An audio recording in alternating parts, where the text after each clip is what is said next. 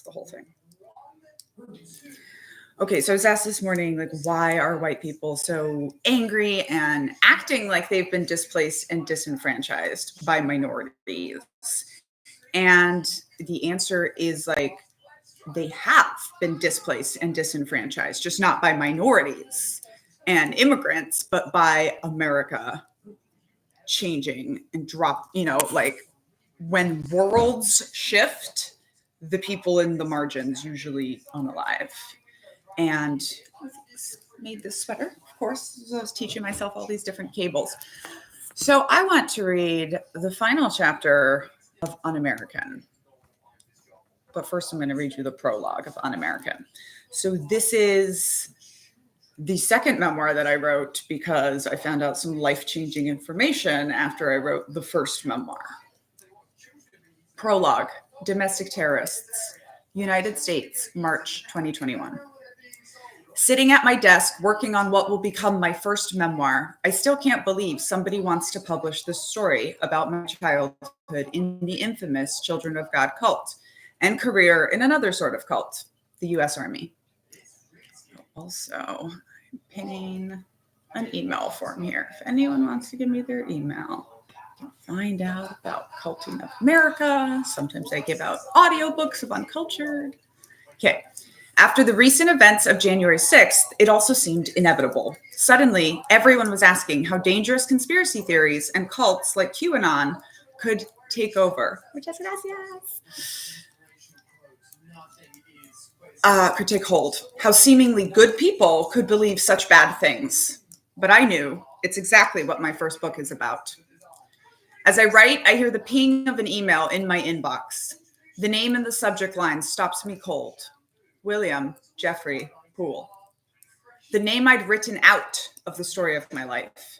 The person I decided not to include in my memoir because it was too complicated. I expect the email to be routine, likely from some investigator assigned to Jeff's military secret clearance renewal, tasked with contacting people from his past to ask them a standard list of questions. That is not what I find at all. Our office is currently working on a show cause elimination board for Major William Jeffrey Poole. The email reads, there's pending legal action and they want me to testify about his character. The issue mainly arises from allegations which are broadly outlined in this Military Times article.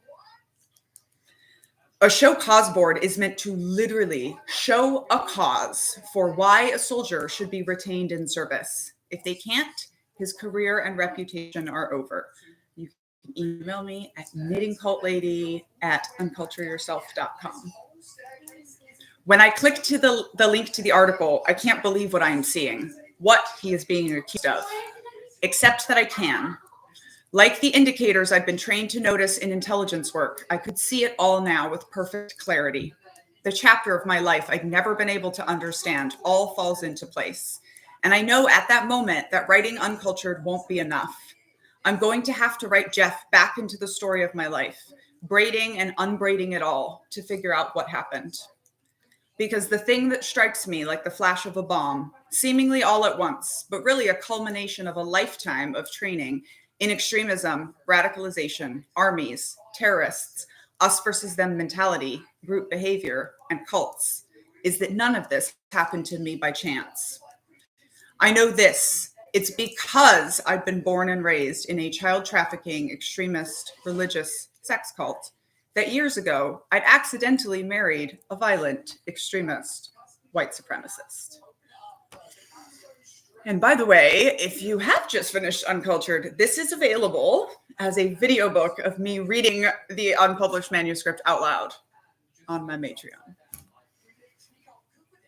I thought someone was telling me I had a fantastic singing voice, and I was like, no. Okay, so now we're going all the way to the final chapter, because that's what I want to read out loud to people today.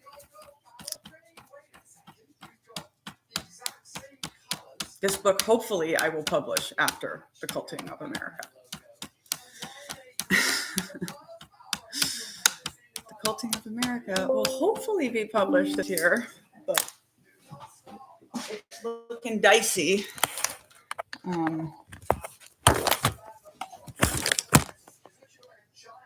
But actually, if I can keep Uncultured in print and keep selling it, I can raise enough money to hire help, and then hopefully it will come out faster.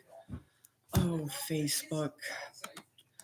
I had to go to a wedding, and it was like my first time back in Brazilian evangelical Jesus land since I was 14. Woo! And also now my social media thinks I want to be a trad wife and that I really want to go to this big cult Brazilian church. So that's interesting. Okay. Oh, it's not the last chapter. It's the second last chapter.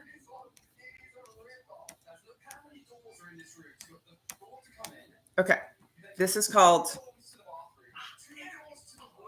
Chapter 24, The Salt of the Earth, Recife, Brazil, 2020. If you're from Brazil, it's Recife. This one does have a name. It's called Unamerican. We are in Brazil, all three of us that make up my little family, baking on the sands of a beach in Pernambuco, a state in the Northeast where I'd never been as a child. I grew up in Brazil, in the cult. My daughter, Adeline, is 4 years old, raised from birth to speak Portuguese and Spanish. And Tom has just retired from his 20 years of service in the Army. We are here to visit our former exchange student, who now feels like an adopted daughter, beginning what we have planned to be a 2-year-long trip around the world. Watching Tom fall in love with Brazil, teaching Adeline to swim in a Recife lagoon, venturing into the ocean again. After at my first wedding, I've had my face busted up in the ocean. Feeling the familiarity, the nostalgia for the brilliant moments of happiness I'd lived as a child on beaches like these ones. I realized that the bits of Brazilian culture that had managed me through the commune walls were what had helped me survive. This country is part of my story, a piece of where I'm from. Made in Brazil with American parts. Don't know why it's making me tear up. We travel to Belo Horizonte, where I buy my family gifts and food at the very market where I spent my childhood begging. Micaela and I are like sisters once again, now watching our children play together, drinking caipirinhas until 4 a.m., and finally talking about all the things we'd been too scared to speak out loud as kids. She tells me of her struggles as a systemite here, of looking Brazilian, but speaking with her American cult accent, of having nowhere to belong. It's the mirror image of the struggles I've had in America, the negative of a photograph of the life that had played out in full color for me. Though we will never let the aunties win, and we will spend our lives proving to the uncles that they couldn't us. They didn't lie about one thing. If you turn your back on the family, the name of the cult, you'll be alone. And here we are, decades later, still searching for home. We traveled to Chile, then to Argentina, and it is there where we finally feel the first shockwaves of a global pandemic rumbling our way. Tango shows are canceled, and the Argentine barbecue class we signed up for is refunded. The next thing we know, flights are being canceled, and the military is marching down the streets, telling people to stay in their homes. And so we find ourselves on the last flight out of a country that has yet to have a single case of COVID, flying home to Seattle, currently the epicenter in the US. And we have an even bigger problem. We don't have a home. We'd sold our house in preparation for Tom's retirement and this trip. And that's how we end up, after celebrating Independence Day 2020 on the West Coast, following the Lewis and Clark Trail backwards across the country in a 44-foot RV. Just a helicopter pilot, an intelligence officer, and a trilingual little blonde girl in the summer of Black Lives Matter, COVID-19, and white Trump America, where nobody feels safe and very few feel in power. We visit Colonel Scott Halter, who has continued to be my mentor after I left the Army, encouraging me to write and tell my story. I find myself at his kitchen table where we talk for hours about our shared pain, about our futures, our thoughts on our own service, our disillusionment with the brand of worshipful patriotism that engulfed the military in the post 9/11 years, and our thoughts about the future of this country. A mentor told me once, Daniela, he says, something I've always tried to remember as a leader. Where you sit is where you stand. Basically, your opinions and view of a situation are a direct result of your personal relationship to it. It's so clear we drive through the conservative parts of America where grown men glare Tom down for wearing a mask when he fills the RV with diesel, and that they are a group of people living in fear. I'm not sure about this question, but if you think I have the time to look at the profiles of 318,000 people when they comment on my posts, like, I don't. The heart just literally means I've read the comment.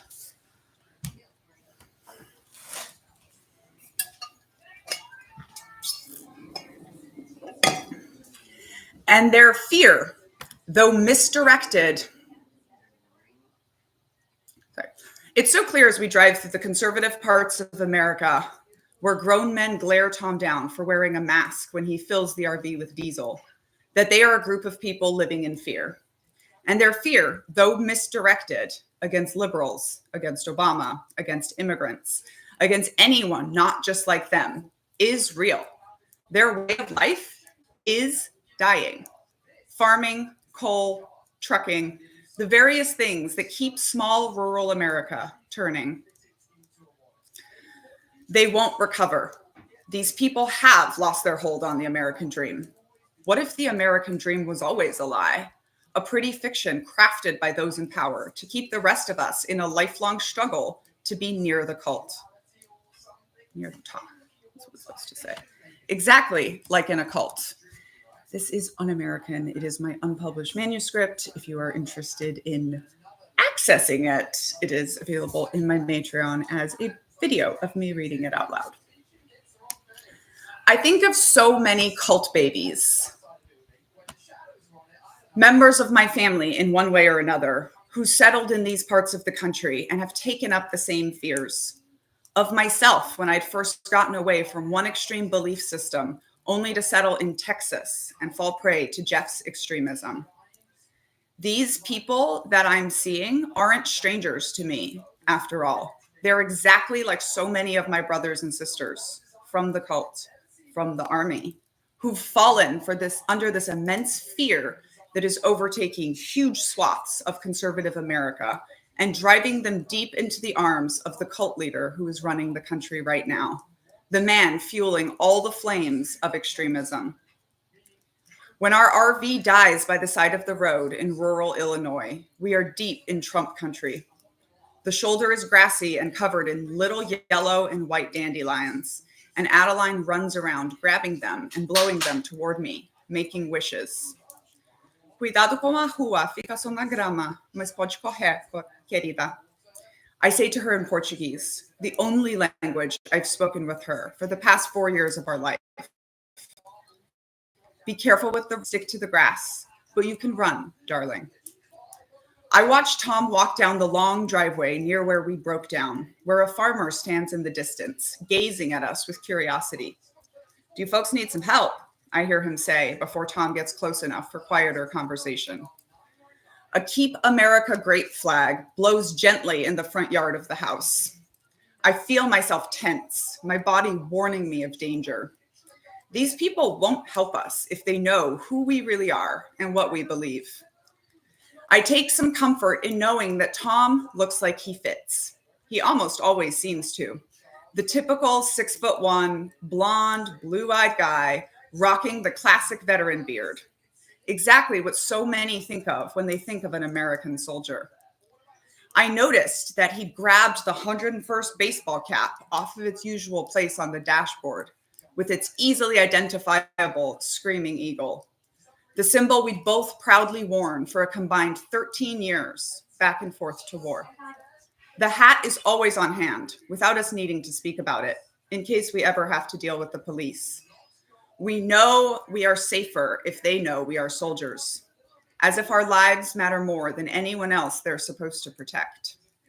For the first time in 2 months, Tom leaves his face mask behind. I go further down the hill, knowing instinctively that Tom should be the one to conduct this interaction. I tell myself it's because I don't want Adeline going too close without a mask. because I know wearing one isn't an option. Not when we so desperately need these people's help.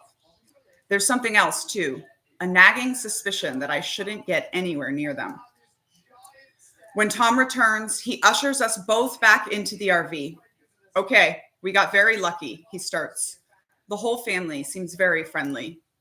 They say we can back right down into their driveway for as long as necessary, use their shop showers, and plug in for electricity. That will get us off the road, and I'm hoping this won't take more than a day, but I'm just not sure. I'll probably have to call a mechanic out, and who knows how long that will take. When the helicopter mechanic has to call a mechanic to fix the RV, this is when we know it's bad. And then he looks at me a little sheepishly, a strange sight on my ever-confident husband. So we're good here, but here's the thing. He pauses, shifts, clears his throat, and continues. You just can't be you, okay? I wait for more, though I already know exactly what he means.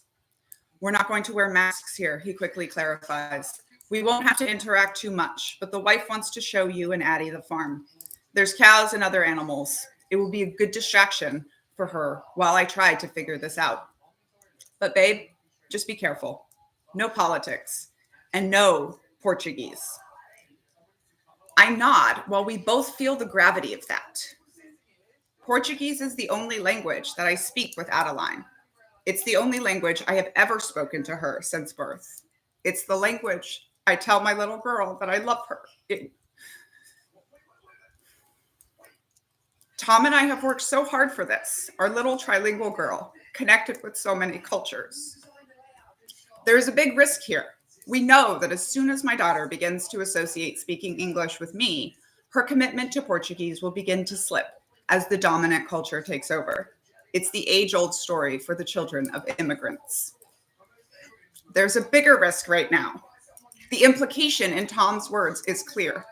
We're safe here if the nice man doesn't realize I'm an other, if I can fit in, if I can play a normal American for long enough.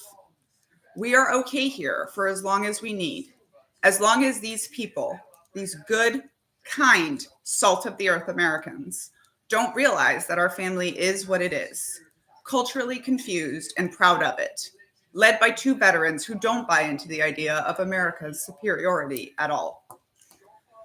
What would they do if they knew we look at that Keep America Great flag they fly so proudly and know in our hearts that America isn't great for some, if not most groups of people, and never has been? We understand that America has never worked for everyone, only for a small subset of privileged people, people who look like us. Tom and I haven't always understood our privileges, but we are trying to. And we know it's our job to use our privilege to do what we can, to change systems that privilege some to the disadvantage of others. Standing here, we see with ultraviolet clarity the underlying xenophobia and toxic patriotism hidden in the increasingly nationalistic conversations sprouting up in many parts of the country. I also see the reality of their conundrum. They are the people who, though promised the American dream if they agreed to uphold the systems that bind us, are instead finding that they themselves have become lost in the margins of America, in a social system falling down around their heads. They are afraid, and their fear is real. People in the margins are always desperate. I know that because I've lived in the margins all my life. And that makes them susceptible to the promises of a dynamic leader who claims to see them, claims to care about their pain, and promises to bring back their hope of being the best once again.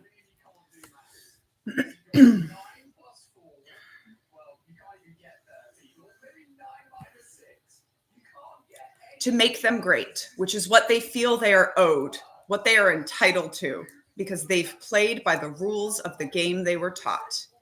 And now that chessboard has been doused with gasoline and set on fire, and they don't know how they are going to win the game anymore. I love this analogy so much that it's in all of my books and my musical.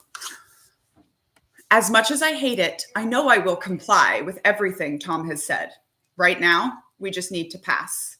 And I know it is a huge privilege that we even can, that the way we look is a protective barrier we can use whenever we need it.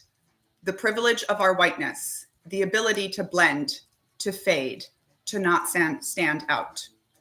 Where you sit is where you stand, indeed. Now we're going to read the final chapter too.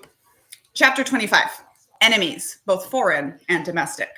Washington, D.C., 2021.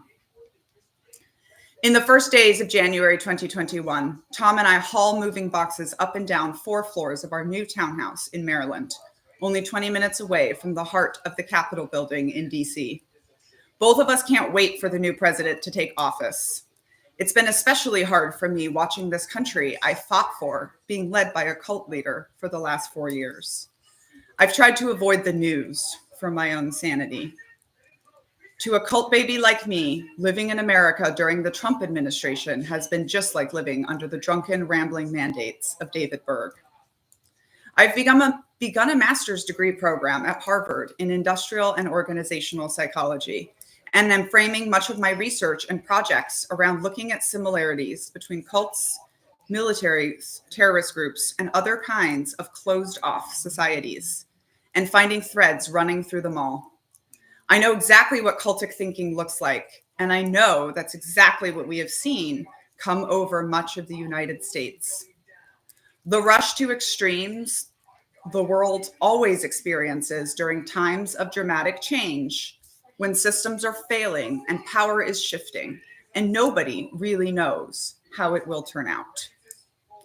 The morning of January 6th dawns for me with a special excitement.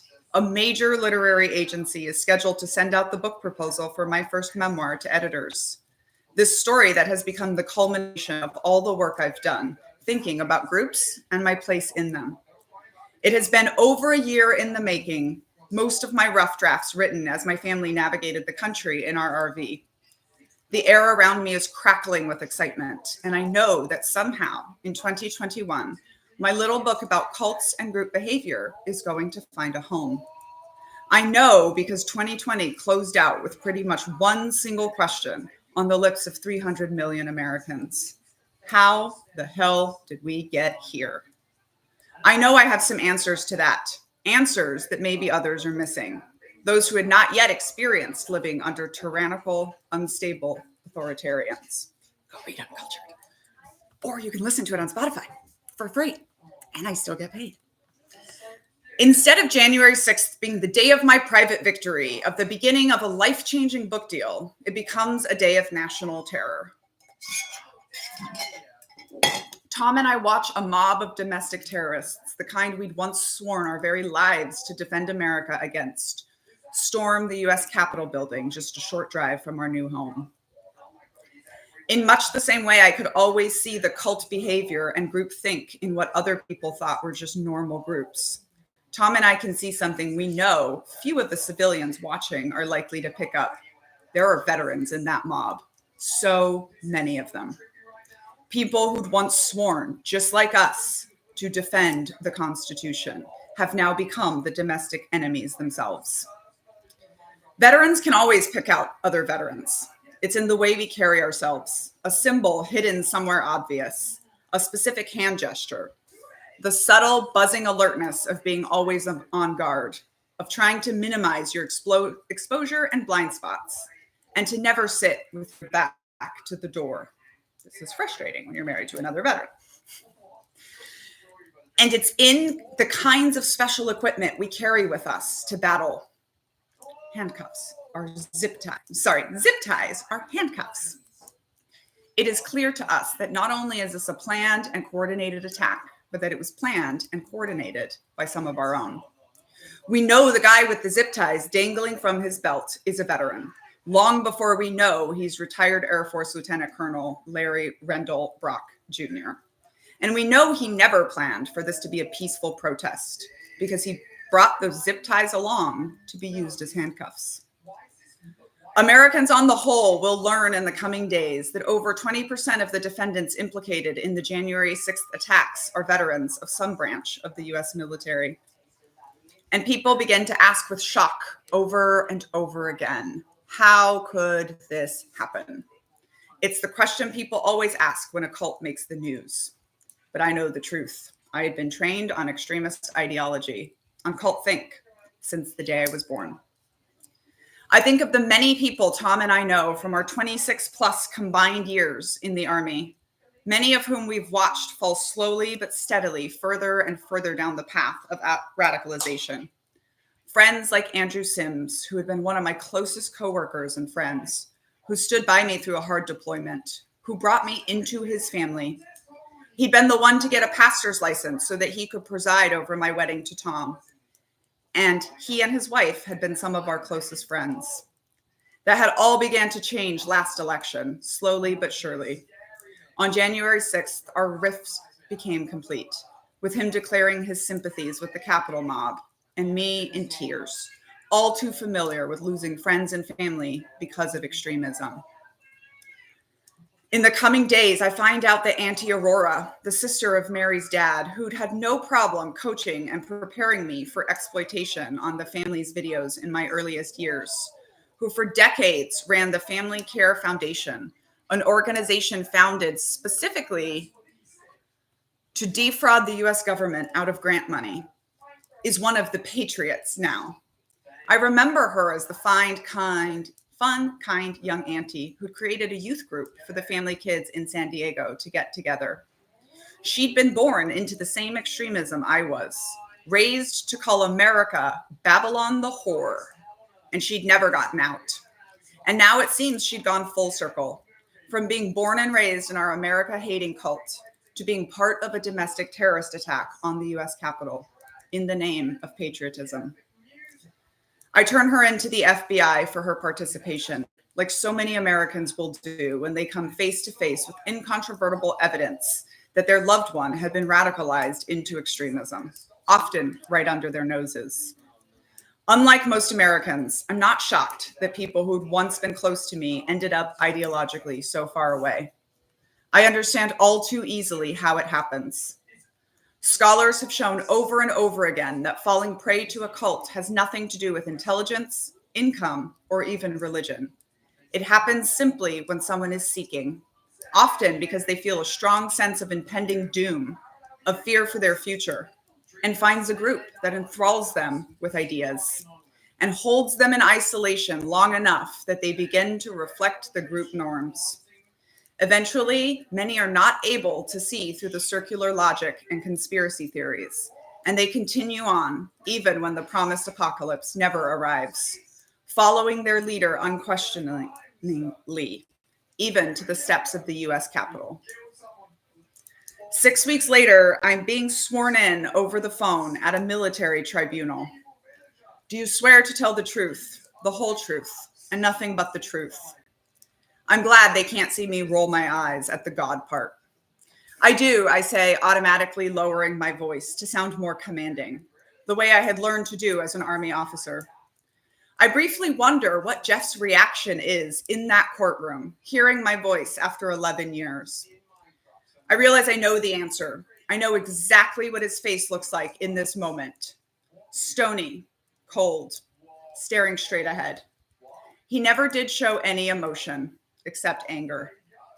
I'm strong, I remind myself. He can't reach me. He can't affect me anymore. It's been a long time since I've prayed. This feels close. Can you tell the court your full name, military record, what you do now, and your state of residence, for the record? Daniela Claire Mestinek Young, I state clearly, suddenly terrified that Jeff now has my new last name. Army captain, military intelligence, 2009 to present. I still hold a commission in the inactive reserves. 2 deployments with the 101st, the regular bling everyone has, and a Presidential Volunteer Service Award. I pause, letting that marinate, knowing the power of that last bit of my record. I'm currently at Harvard Extension School studying organizational psychology, focused on group behavior, cults, and, I pause for effect, extremism. I know from experience that they will be stuck on the Harvard name for a few seconds and then tune back in time to hear extremism. No matter that the Army prefers men, and especially combat arms men, it will be hard for them not to take my words seriously. Then, with my heart pounding so loudly, I'm afraid everyone can hear it through the telephone, I say what I'd rehearsed with the lawyer. I'd rather not give any information about my whereabouts for the safety of my family. It is the truth. Tom and I discussed how dangerous it could be to testify. The lust for violence in Jeff's online screeds has been clear as day, as he called for nuclear war against America's most populous cities and offered to use his combat training to train warriors in the coming race war. What was there to stop him from trying to kill me? Especially now that he would have me to blame if he lost everything as a result of today. I know Jeff had told his lawyer not to worry about me, that we'd had zero contact in a decade, that there was nothing I could say to hurt them. I know he thinks this is the truth. He always thought he was smarter than me. I know that I can confirm for the court everything they need to know. Because the second I'd opened that email with his name on it and read the accusations that followed, everything became so clear to me. Jeff's lawyer lazily tries to slander me with the old tired adultery claims, saying I am a disgruntled ex-wife, now part of the conspiracy against him. The board doesn't give that much credence, moving on to question me about what I know from Jeff's earlier years. When they asked me if he'd ever shown a penchant for violence, I talk about his love of guns, how he'd almost been kicked off campus once for having a weapon in his apartment, and a second time for pulling a gun at a fraternity event. Both times, he'd gotten off with a slap on the wrist. I tell them about my puppy, Zeus, how pitiful and tiny he looked next to that handgun that was bigger than them. I tell them about the threat Jeff had posted on Craigslist. And I tell them that I, an Army captain, more than familiar with violent extremism, am scared of him now. And then they ask me the same question everyone is asking. Why do you think it happened? If, as you say, Captain Young, began one of the high-ranking brass, he's likely had this sort of ideology for a long time, for at least a decade or more, according to you. How was he able to get so far in his Army career? I mean, I'm looking at his records and they are stellar. Top-notch evaluations, promoted always on time, good runner. It's hard not to laugh at the absurdity of it all. I think of the footage Tom and I have watched of January 6th, knowing how many veterans and active military are deep into extremism and have always been. Now people are actually paying attention, forcing the military into situations like this, where they have to listen to people like me. Because, sir, I answer, he's good at putting on a face, at showing the Army what they want to see. Right place, right time, right uniform, right? I quote the ubiquitous Army phrase we all use to promise our members that anyone can succeed. No talent necessary. Anyone can be a useful part of the machine, even a high-ranking and powerful piece, as long as they put their head down, go along, and don't make trouble. The truth is, men that look like they can kill you with their strong bare hands. That's their bread and butter. And that's why Jeff was a resounding success, even with all his extremism humming along below the surface. People full of hatred are great at killing people. And what the military cares about above all is maintaining its power.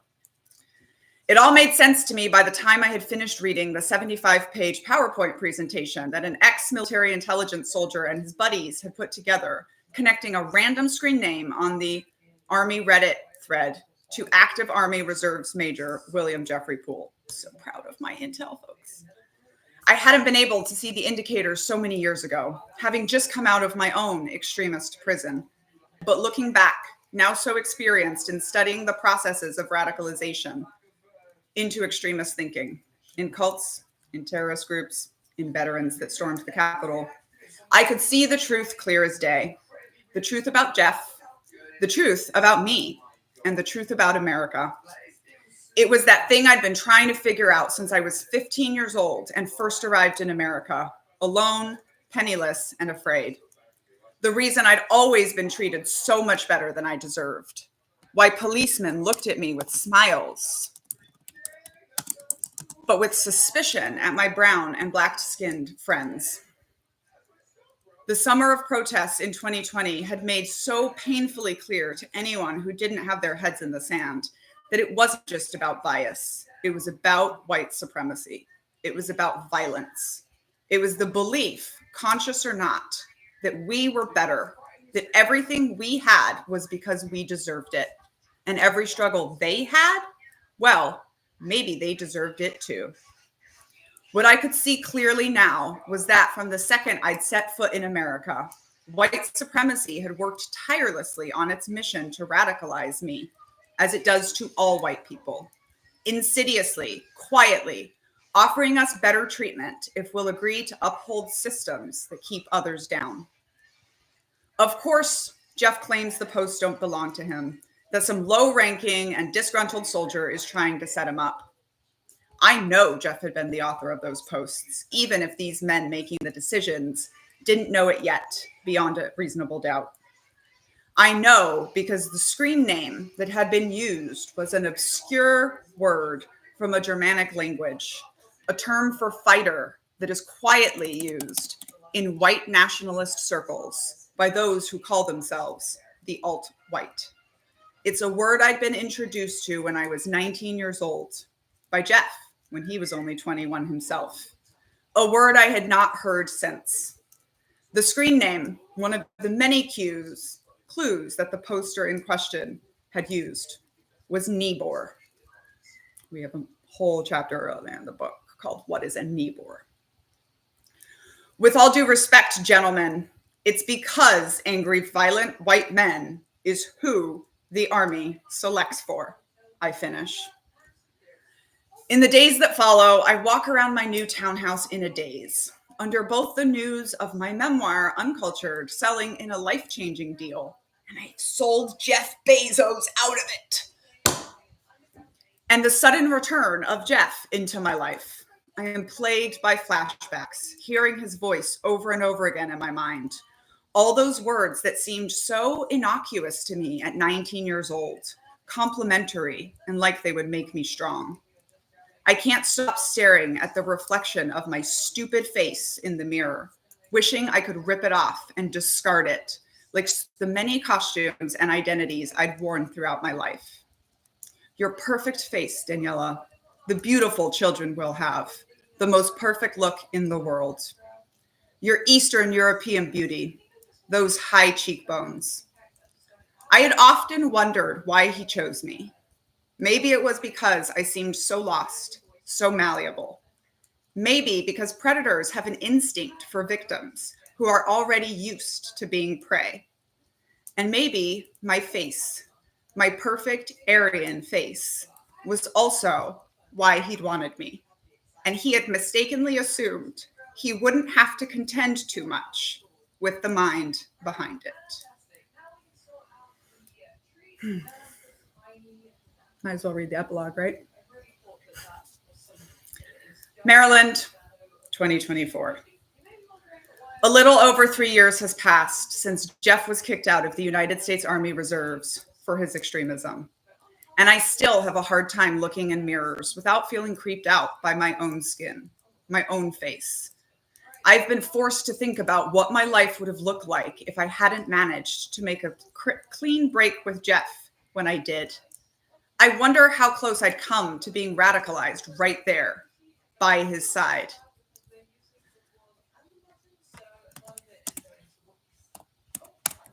To becoming their sides, Serena Joy. I put this line in the musical in Skinny, Skinny Blonde Woman that says, because I can be their Serena Joy, now they want to make me their Elizabeth Moss. Like Auntie Aurora had been, and so many other people, real people, good people, people we know and love. I'm still trying to figure out why I got out of the cult and so many others didn't. Still wondering why Tom and I didn't end up like all those veterans storming the Capitol on January 6th. I will probably be wondering that for the rest of my life. I don't think it's because I'm smarter or inherently more good. It certainly isn't because I'm special or chosen. I think of my mother teaching me to read in secret when I was little. I think of learning how to speak Portuguese with Auntie Hepzibah. I think of the curiosity I had for the world outside the walls of my communes, the connections I made with people in Brazil and Mexico, how I always suspected the world was so much bigger than I was told, how I wanted to talk about it, how I wanted to understand, no matter what the aunties said, that we couldn't possibly know everything. To admit ignorance is a powerful feeling. It feels so much better to be right, to be righteous. And often we sometimes do crazy things to hold on to that illusion. Sometimes we have no choice but to let it go. At 15, I had no choice when I was forced out into the real world, left alone to realize that all of my models for how the world was supposed to work were flawed. My powerlessness forced me to ask questions about how the world worked and why. I no longer had a group to provide me with those answers, so I had to find them for myself. Oi, Brazil! For the past 20 years, in one way or another, I have been asking questions, so many questions. What does it mean to be an American?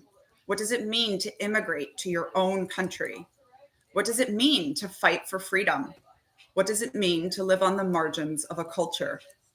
What impacts do the systems of power that control our world have on our individual identities? And to what lengths will we go to protect that identity when we feel it is threatened? Right now, in today's world, Americans are left with no choice but to let many of our past models go. Current generations are learning in real time about the toxins embedded deeply in all of the systems that make up our country, how our country wasn't built for everyone, but only for a select few. We're learning that the founding fathers might have been great men, but also enslaved other humans and built a system that kept white men on top to the detriment of everyone else. We're learning that George Washington's teeth weren't wooden and quirky, but real teeth pulled from the mouths of humans he enslaved. And as proud Americans, it's on us to stand up and say enough.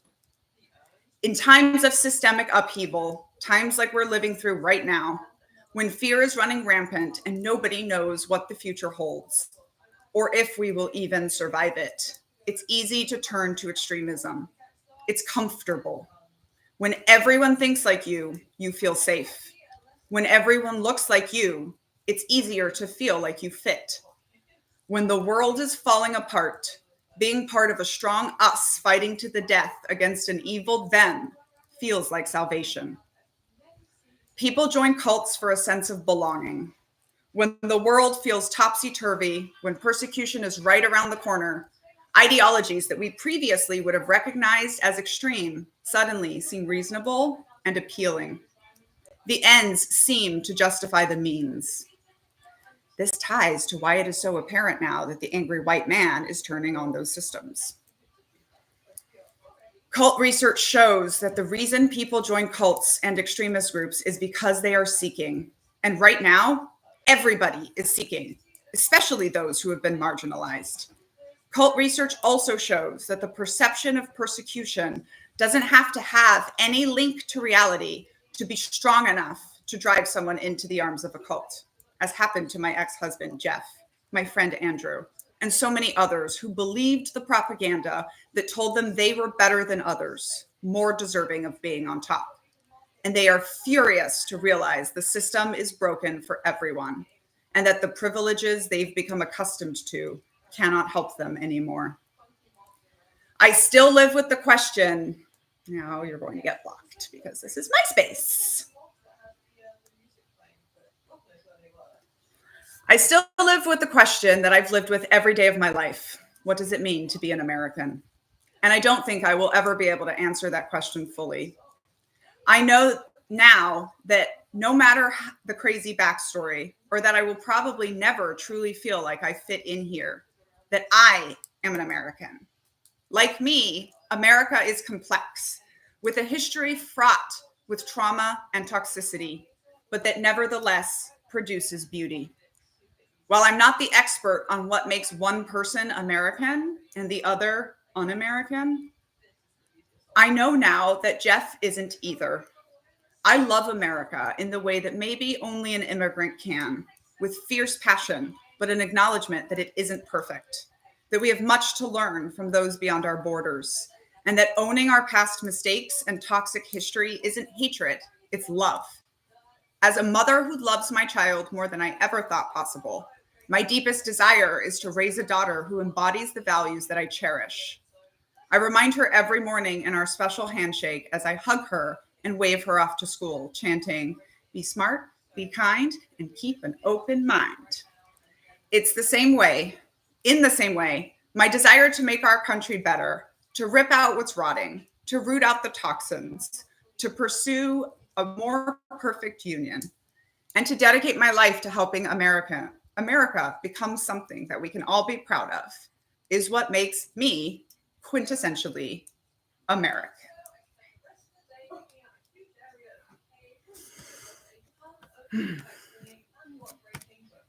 As few white lady tears as possible. Anyway, now I'm going to go have brunch and drink champagne. So this is the third book that I will publish. One of the legitimate critiques of Uncultured is that it doesn't give you the deconstruction. And that is correct. And a lot of that is because I hadn't done it yet, or I wasn't finished yet. Uncultured is the first part of my deconstruction model, which is waking up, having the crack in the brainwashing, mentally and physically leaving the cult. And in Uncultured, you get that in a cult and then in the army. Un-American is the second part, which I call now the decade of deconstruction, where you're understanding why you were in a cult and what impacts it had on your personality. I'm just deconstructing whiteness and power and privilege and otherness and what it means to be an American, along with a bit of a cult. And then Culting of America, which will come out before, I think helps you with step 3, phase 3, which is moving forward with no models. Right now, you can't get a copy because it's not published, but you can buy the video book, which is in my Matreon, and it is a 6-hour video of me reading this to you and knitting. And it's also not like it's not finished, right? In order to build the book proposal, we had to write a 150-page manuscript so that we could then boil it down to chapter summaries. Like I had to tell myself the story first. And then my publisher didn't want it. So it kind of just died. And they asked me if I could write a book called The Culting of America, which was a phrase I had used in the book proposal. And I was like, sure. They decided to pass on that one too. So now I'm writing it as a free agent. And then when I'm done with that one, I'm going to turn this one into, got to add 100 more pages to make it a book. And there's going to be like a knitting and frogging theme, like taking out the bad programming and doing it over again. And yeah, it'll probably come out in like 2 years. I know we need it all right now, but it takes a lot of work and time to put out good books. And it's wildly faster with self-publishing.